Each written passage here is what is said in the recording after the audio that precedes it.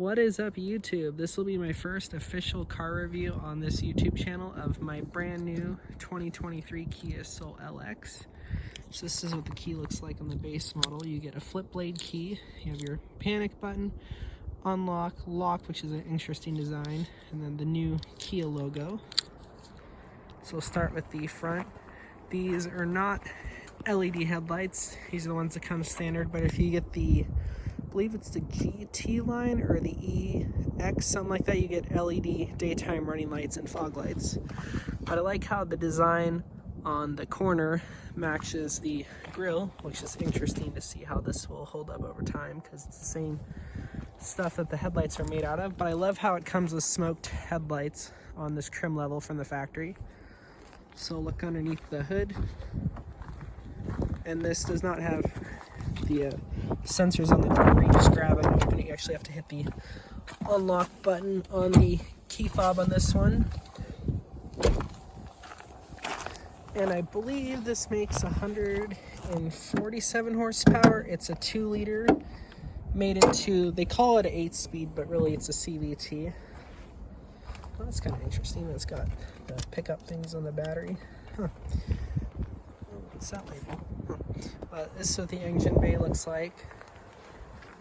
And surprisingly, I don't work on my own cars other than oil changes, but there's a lot of room, it seems like, to change out and service parts relatively easily. And the radiator is rather tiny, which is surprising on this car, and interesting that the coolant reservoir they put it there. And what I really like compared to my other Kia Soul, which is 2010, is this one has hood struts. Which actually, a lot of cars don't have hood struts. But I like it because it's got the similar profile to my 2010 with the windshield rake and the front and back windows. That window's a lot bigger. And the tire size, and these are Steelies, they come standard, I believe, where's the size, is 205 60 R16s, and they're a hand-cook all-season tire, which they're really great in the snow, and I've taken this down a few muddy and dusty roads, and it gets plenty of traction. It is front-wheel drive, and I like the rear taillight design. It's partially LED, partially halogen. Of course, I haven't peeled the sticker off to pop the trunk where the button is.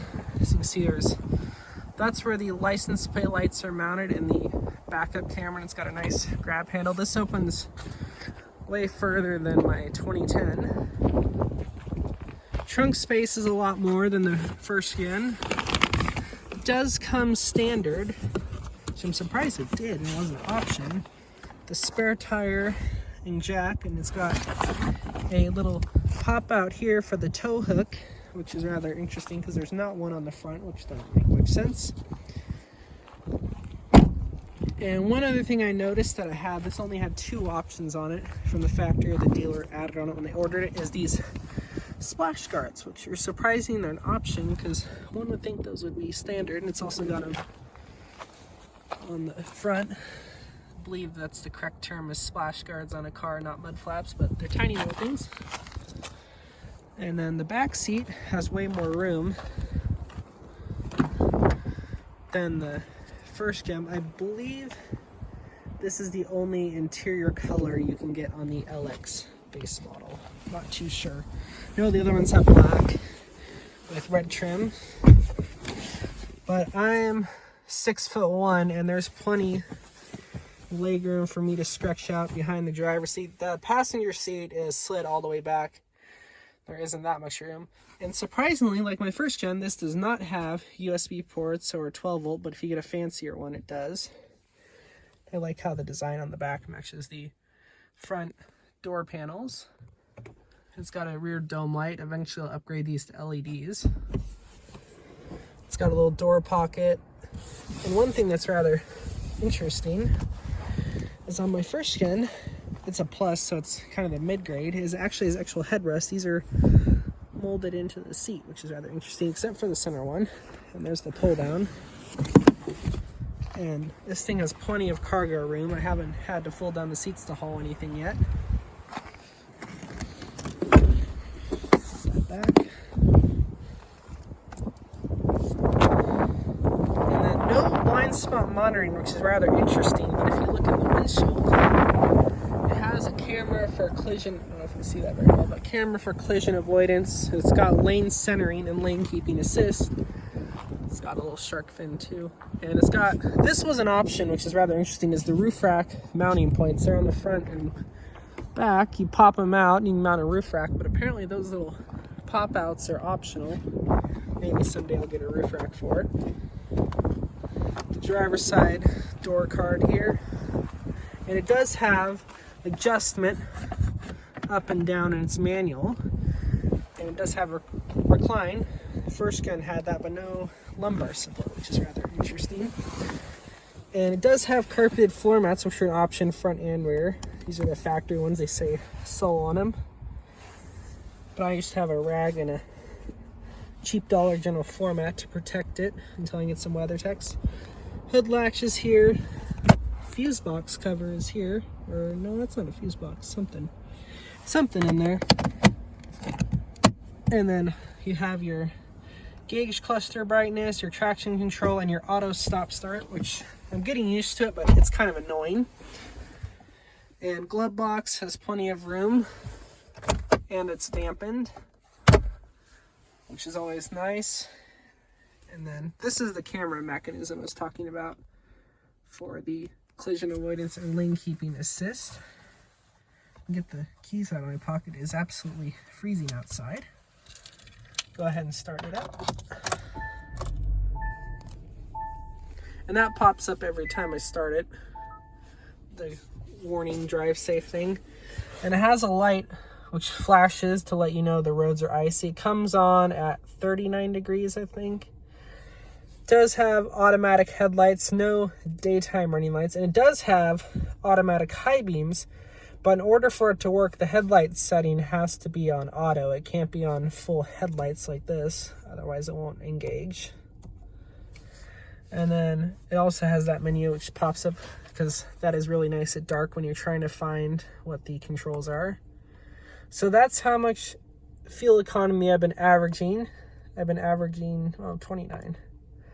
And I did buy this car brand new with 14 miles on it. Now it has 1,923. Then it's got all these different menus here for driver assist, speed warning. You can disable some of these, but I always like to leave them on. Tire pressure. And that's this tire pressure system, you have to drive for a little bit for it to show it. It's not excuse my language there, instantaneous. Then we have all the door lock settings. And then, that goes back to that.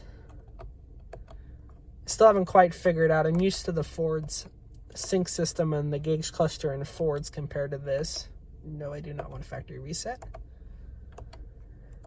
And where's the one thing which is rather cool is you can have it so this is your normal gauge to cluster display, and then if you go and put it in sport mode, it changes to red.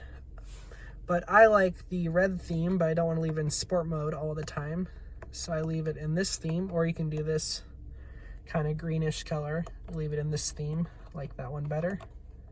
I do like the fact it allows you to change that. I know on the Fords it lets you pick some of them, you get a custom color. And that's the home screen. I like to leave it on. And then these are the buttons. You got your up and down, okay, and this flips through the pages. Your cruise control up and down. This is your, I can't remember what this button is called, but it's to, so you don't have to hit the brakes, so you can cancel your cruise control or reset it. This is the lane centering button, which this light pops up on the cluster when you have that on. I usually only turn that on when I'm on the freeway. And then you got your volume up and down, your hang up. I still haven't figured out what the star button is for, your mode to switch between your channels. I use this button a lot for when my iPhone is connected. Windshield wipers are not automatic, but it does have, I like the intermittent settings on this. It has quite a few versus some other cars that I have don't. Standard touchscreen, which I like, nice and big. You got setup. It is sometimes a bit laggy if the cabin of the car is cold. I've noticed that. Climate. Oh. But it's got all kinds of stuff in it. Display, which I like. I like that feature a lot. Use that at night. I wish it was more accessible like a button. I know some of the Dodges actually have it with their Uconnect system, a button. And some of the Fords, the newer ones, have a button where you can turn off the display without having to dig through your settings. And this is where you go to connect to your phone. This does have wireless Apple CarPlay, and I'm not too sure about Android Auto on this particular one. But this is the default home screen. I do like the fact it has HD radio, because I actually do use that a lot if there is a HD radio channel I am interested in. Oh, that's where the star button gets used to save your presets. Okay. Oh, that's nice. So apparently this is programmed. I didn't know when you push it, it shuts off your display. That's nice. I wish I would have known that sooner. And then you got all your sources here. Oh, these are all radio buttons. Huh. I haven't really played with this system that much. And then down here you have two 12 volts, one USB, which actually my 2010 has a USB, surprisingly. One thing I discovered today is there's a piece of plastic film, like protective film underneath here, which is rather interesting. And then of course all the blank buttons, because this is the base model. It does have a rather large backup camera compared to my 2010, and it also lights up red. My 2010 has an aftermarket backup camera. My 2015 Expedition has the small screen, but eventually that will change. There will be more videos coming on that. And I believe these are tweeters on both sides. I'm not too sure. Center console room has loads of room. Still has a manual parking brake. I believe on all trims that is what they have. Cup holders, I like them. They fit soda cans just fine. They do not fit the larger hydro flasks. They like to tip over and they really don't fit that well. One thing that's rather interesting is when you put it in reverse, it makes a beeping sound, and then you have sport mode, which I don't really use. And then it allows you to like fake shift through gears, which I really don't mess with that because I don't believe that's too good for the CVT over long terms. But anyways, sorry if the video is a bit choppy or my speech is a little bit out of it. But anyways, thank you for wanting to watch this YouTube video. Don't forget to like and subscribe. More videos coming soon. And right as I just get this done, there's a train coming at me. So I'll film that video and get that posted. All right, don't forget to like and subscribe. Thing to add is when you do shut the car off, I didn't do it there. There is a, if I close the door, there is a warning that pops up. That's the ice warning I was talking about when you shut it off to, or maybe I have to actually start it. To check the rear seat for occupants so you don't accidentally leave a child in the back seat. There we go. That's the warning I was talking about. That I think is a useful feature for people who have kids and stuff in case you forget. But anyways, don't forget to like and subscribe. Real quick thing I wanted to add in the video. If you guys are in the market for a new Soul, this is not a sponsor or anything like that. Go to Reading Kia. In my opinion, they have the best deals. The salesmen are great. They always answer. That's their phone number in case if you're interested. They always are nice. If you have any questions, they're always good about their service department. And I've been late a couple times having other vehicles serviced, and they're really nice about it. Instead of kicking you out and making you make a new appointment and bring it back, they'll let you take it in. Just might be a little bit late, but it is what it is. But if you need a new Kia, go to Reading Kia.